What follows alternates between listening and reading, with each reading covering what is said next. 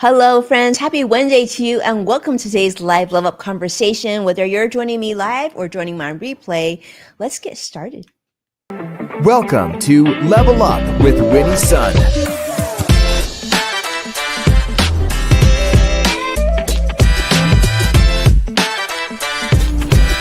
Award-winning financial pro.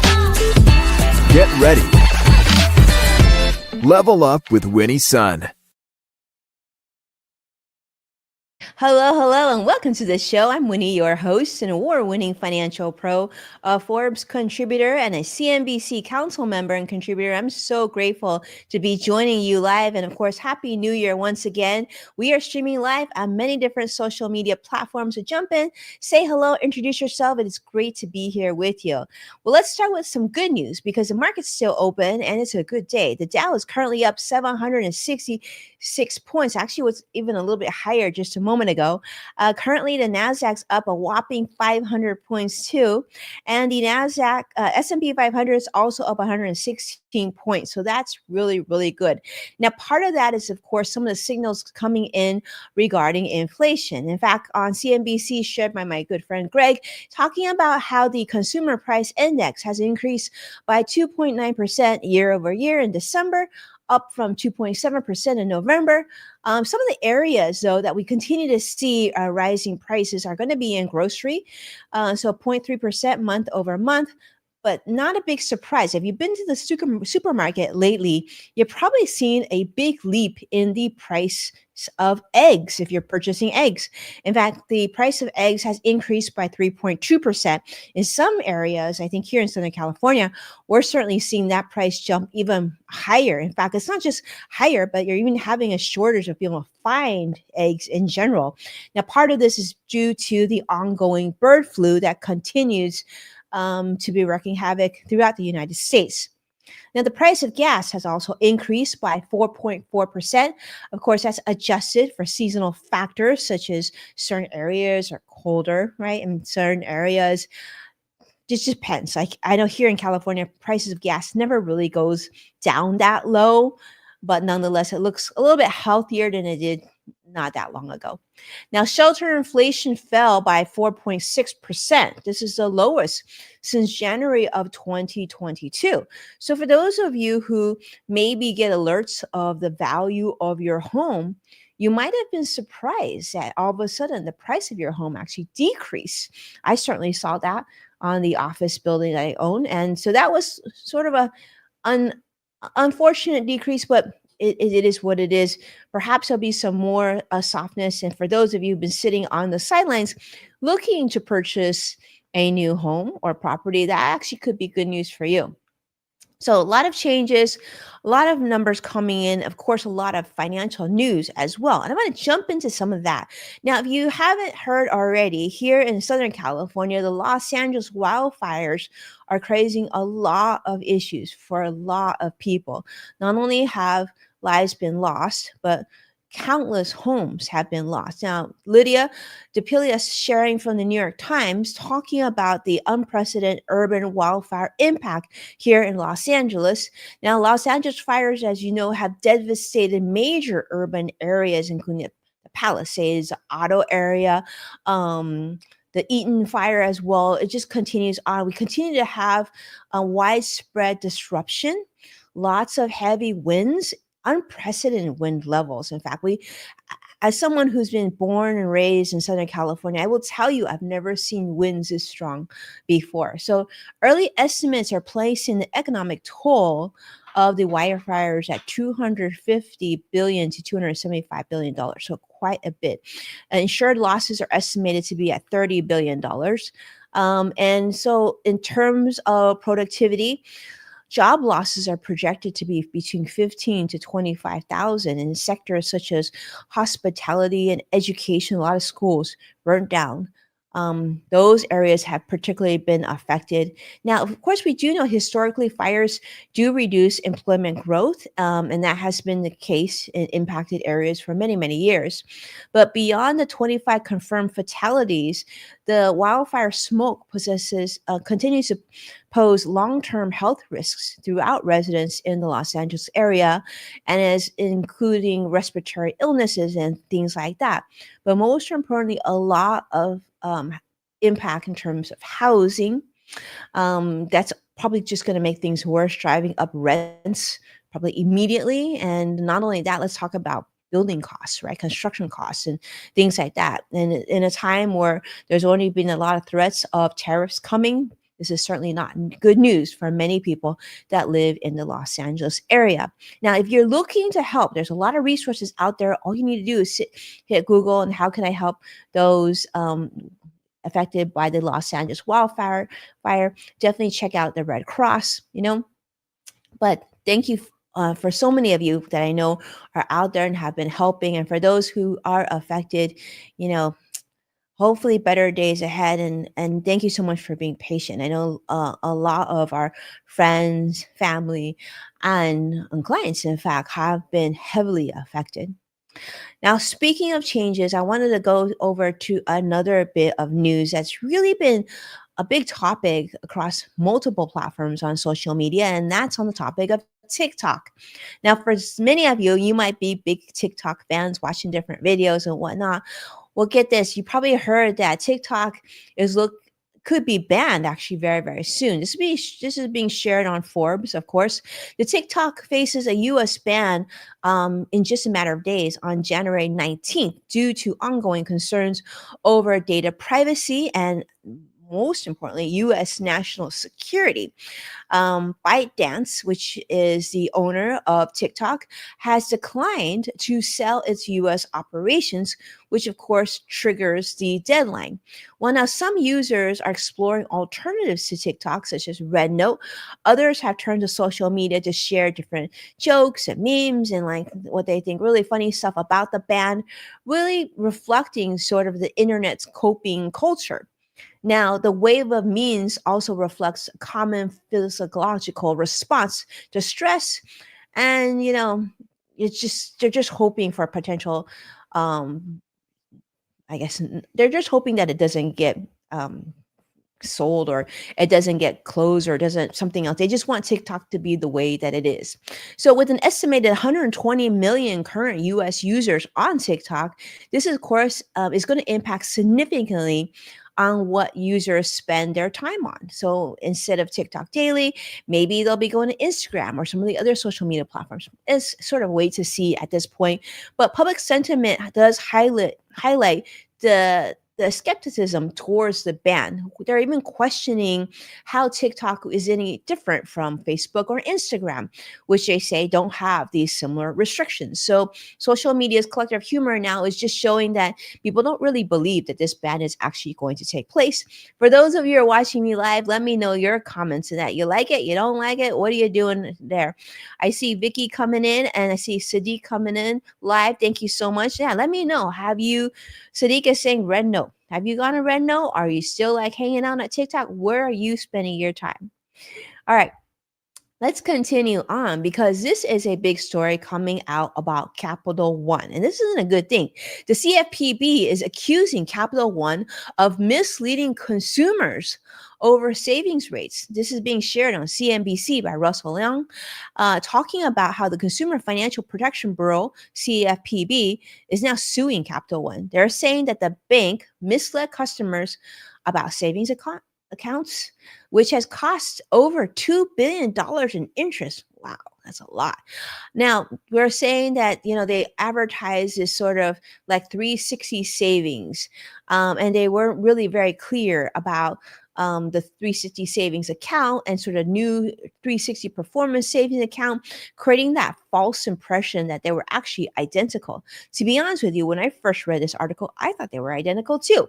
Now, they're saying, but there is a big difference between 2019 and 2024, though. The 360 savings account rate was held at 0.3%, while the 360 performance savings rate rose to 4.35% by January of 2024.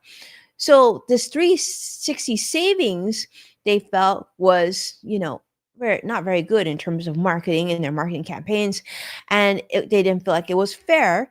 And it actually prohibited employees from informing account holders for the better option. Yikes.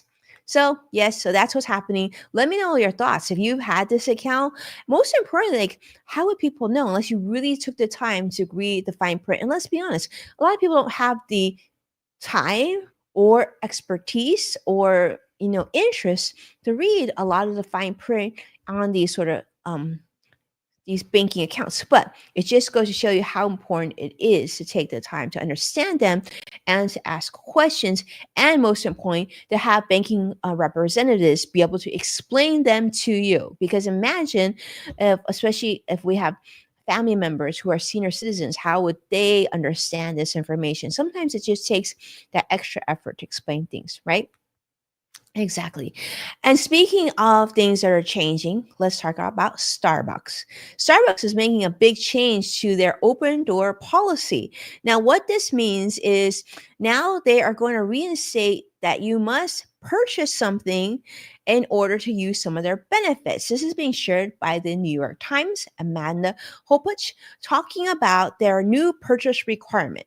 Starting January 27th, this month, Starbucks is going to require you and all their customers to at least make a purchase in order to use not only their bathrooms or their patios, but also their seating areas. Now, this reverses a 2018 open access policy. That's no longer the case. The policy includes a formal code of conduct banning harassment, discrimination, smoking, panhandling. So violators will be asked to leave or face official law enforcement intervention.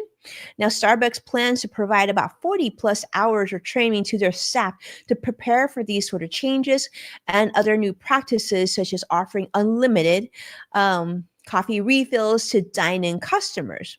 So I guess that's one of the positives, right? But nonetheless, I'm curious to see how you feel about this. Do you like it? Do you not like it? Do you feel like this is fair? The company does aim to enhance, of course, the environment for paying customers, just to make sure that not only do you have a clean, safe place to sit, but also, most importantly, a safe place to sit. All right, I'm seeing comments coming in talking about, I guess a lot of talk about TikTok. Um, Steffi is saying, tried Red Note, not a big fan. So for those of you who have been on it, don't like it, let me know your thoughts. What is it that you don't like? I'm curious. I wasn't on it. I don't plan to go on it, but I'm curious to see how you feel about it. I think that's important to talk about. Now, speaking of changes, for those of you crafters out there, this might be a little bit of bad news. This is probably a really popular store in many neighborhoods, and that is for Joanne Crafts. Joanne Crafts, this is being shared on Bloomberg, has now once again filed for a bankruptcy. And I say once again because it's actually the second bankruptcy in a year. They filed for bankruptcy once again, citing significant debt and economic challenges just months after emerging from its first bankruptcy process in last year in 2024. The company currently faces $617 plus million in funded debt and $133 million in outstanding trade debt. So they're talking about it's just they're sluggish sales. People aren't going in and probably purchasing as much. They have inventory mismanagement. A lot of financial pressures are on Joanne. I used to call it Joanne Fabrics, so I think it's Joanne Crafts now. But Joanne's bankruptcy reflects sort of broader challenges that we have heard about.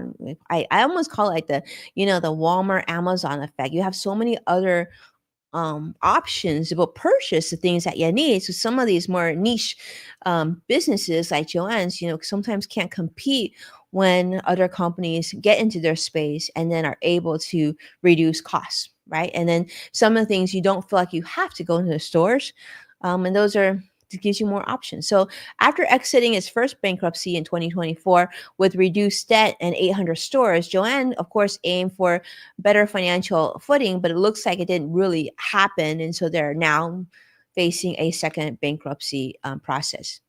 Now, speaking of changes, here is a big one, and I hope that you write down because and something that you check and cross-reference in your kitchen because this is a big one.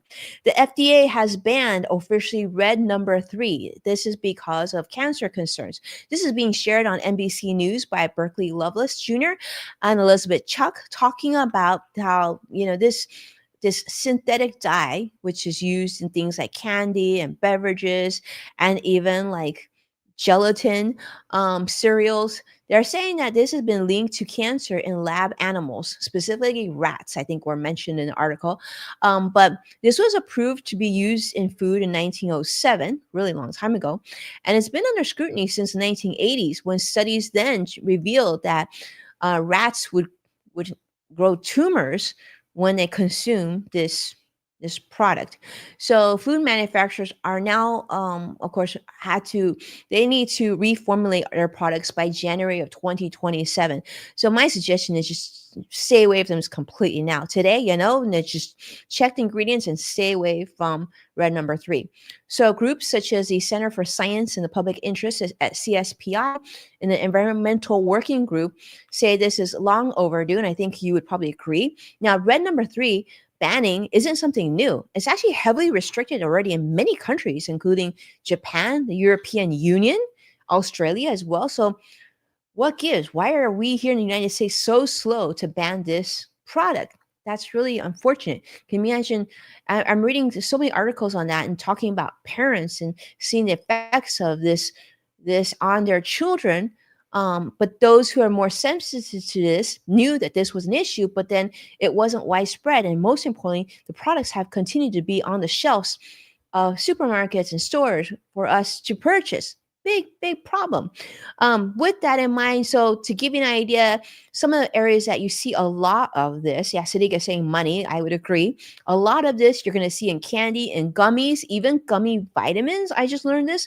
That is a bad thing because I'm sure many of you parents out there who maybe feed your kids gummy vitamins think that you're doing something healthy when it might not be. So this is in hard candies and lollipops, gelatins, frostings, baked goods, breakfast cereal. So what can you replace this with? Oh, even those fancy little cherries that you might see in cocktails, that also has this product in it as well. Probably no surprise to you on there, but fruit snacks, fruit roll-ups, any kind of red colored chips, dietary supplements, medications, even chewable vitamins and pills, like we talked about. So definitely something to pay attention to. But companies that make these sort of products have until 2027 to make these changes. And some not natural alternatives for those of you who are interested is that they could actually use beet juice, right?